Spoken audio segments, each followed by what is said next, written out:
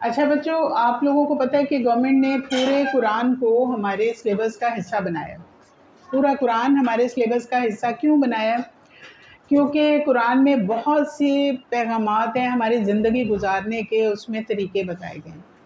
تو ہم چاہتے ہیں کہ ہم اپنے تمام اسکولوں میں ہم بھی اپنے بچوں کو ترجمہ بھی پڑھائیں اور اس کی تفسیر بھی پڑھائیں اور بچوں کو سمجھائیں کہ اللہ تعالیٰ نے ہمارے ساتھ جو ایک ہمیں کتاب دے کے بھیجا ہے، اس دنیا میں ہمیں کتاب دی ہے تاکہ ہم زندگی گزارنے کے طریقے وہاں سے سیکھ سکیں. ٹھیک ہے؟ قرآن کیا ہے؟ کس کا کلام ہے؟ اللہ تعالیٰ کا. اللہ تعالیٰ کا کلام یعنی کہ اللہ تعالیٰ ہم سے باتیں کر رہے ہیں. اللہ تعالیٰ کو دیکھا ہے کسی نے؟ نہیں دیکھا، بغیر دیکھے ہی مانتے ہیں. لیکن اللہ تعالیٰ کی کبریائی اور اللہ تعالیٰ کی بڑائی اگر ہم دیکھنا چاہیں تو ہم دیکھیں گے کہ کائنات جو ہے یہ جس نے خلق کی ہے وہ اللہ تعالیٰ کی ذات ہے. اور کائنات کو خلق کرنے والا کتنا بڑا ہوگا کہ اس نے اتنی بڑی کائنات بنائی ہے. ہم جس زمین پہ رہتے ہیں نا، اس کائنات کا ایک چھوٹا سا سیارہ ہے یہ. اور یہ جو گلیکسی ہے نا، اس کے اندر سورج ہیں اور سورج اور اس کے علاوہ سورج کے اپنے سیارے بھی ہیں. اور یہ ہماری جو زمین ہے نا، اس ایک گلیکسی کا ایک پارٹ ہے.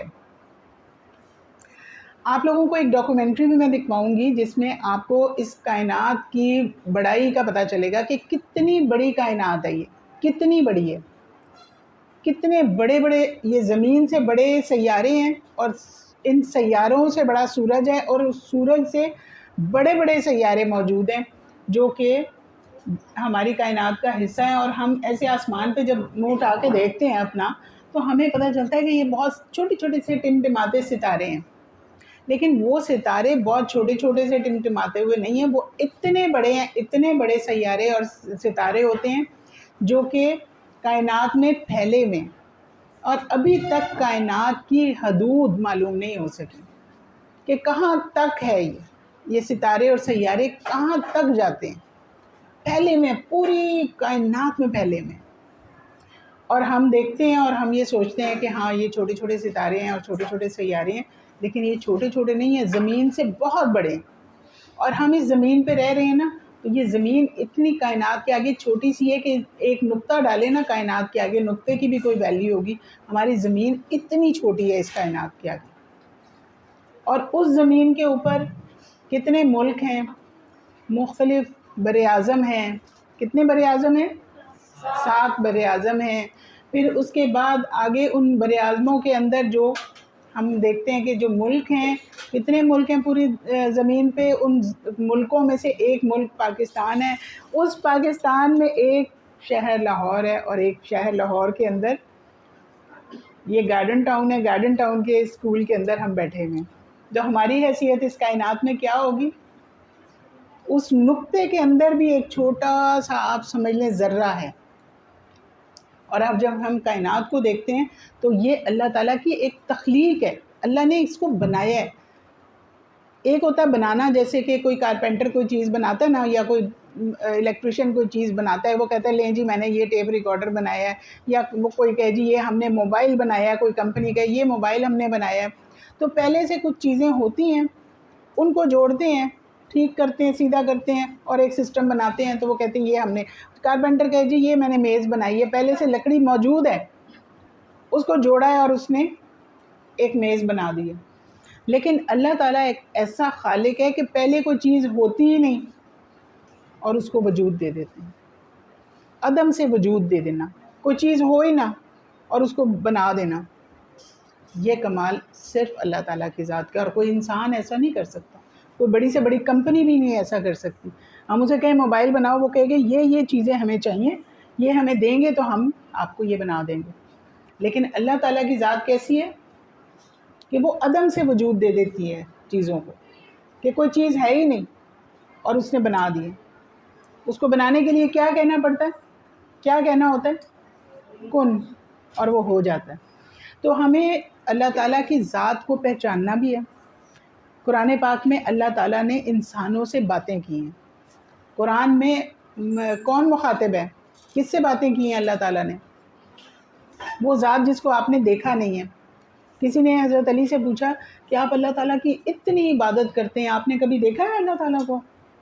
تو آپ نے جواب میں فرمایا کہ کیا میں دیکھے بغیر ہی عبادت کرتا ہوں؟ میں نے اس کو یقین کی آنکھ سے دیکھا ہے، اللہ تعالیٰ کو یقین کی آنکھ سے دیکھا ہے، اور اگر میری آنکھوں کے آگے سے تمام پردے ہٹ بھی جائیں تو میرے یقین میں ذرا سا بھی اضافہ نہیں ہوگا، اتنا مجھے پکا یقین ہے، اتنا میرے یقین کا وہ لیول ہے۔ تو ہم نے اللہ تعالیٰ کی ذات کو پہچاننا بھی ہے۔ صرف کتابیں پڑھ کے ہم نے کوئی جاب اورینٹیڈ یا کوئی ارننگ کے پوائنٹ آف ویو سے ہم تعلیم حاصل نہیں کر رہے۔ تعلیم حاصل کرنے کا مقصد ہے ہم ایک اچھے انسان بنیں، اللہ تعالیٰ کے ایک اچھے بندے بنیں۔ تو یہ مقصد ہے، اس مقصد کے لیے ہمیں اللہ تعالیٰ نے قرآن پاک دیا۔ دیکھیں، آپ اگر کوئی ایک سبجیکٹ پڑھتے ہیں، فرض کریں کہ آپ کیمسٹری پڑھتے ہیں تو آپ کو اس فیلڈ کا پتہ چلتا ہے، فزکس پڑھتے ہیں تو آپ کو اس چیز کا پتہ چلتا ہے کہ اس میں فزکس کی کیا معلومات ہیں، آپ اس میں ماسٹر ڈگری بھی کر لیں، میتھس آپ پڑھیں، میتھس کے بے شمار آپ کو فارمولے آ جائیں، لیکن وہ ایک اپنے خاص فیلڈ کی ایک چیزیں ہیں۔ لیکن اگر آپ قرآن پڑھتے ہیں تو آپ کو دنیا میں اور دنیا کے بعد کی زندگی میں کس طرح سے ہمیں رہنا ہے اور کس طرح ہمیں آگے حساب دینا ہے، دنیا میں بھی ہم نے کیسے جینا ہے، وہ تمام اصول بھی اللہ تعالیٰ نے ہمیں قرآن میں بتائے۔ قرآن صرف یہ نہیں ہے کہ ہم صرف نماز پڑھیں اور قرآن پڑھ لیں، اس کے بعد پھر لڑکیوں نے دوپٹہ سائیڈ پہ رکھا، لڑکوں نے ٹوپی سائیڈ پہ رکھی اور اپنی زندگی اپنے طریقے سے گزارنی شروع کر دی، ایسے نہیں ہے۔ قرآن ہمیں کیا بتاتا ہے؟ زندگی گزارنے کے طریقے بتاتا ہے، اصول بتاتا ہے۔ تو ہم نے قرآن کو سیکھنا بھی ہے انشاءاللہ، اور اس کو ریگولر بیسس پہ ہم نے اپنی لائف کا پارٹ بنانا ہے، ٹھیک ہے؟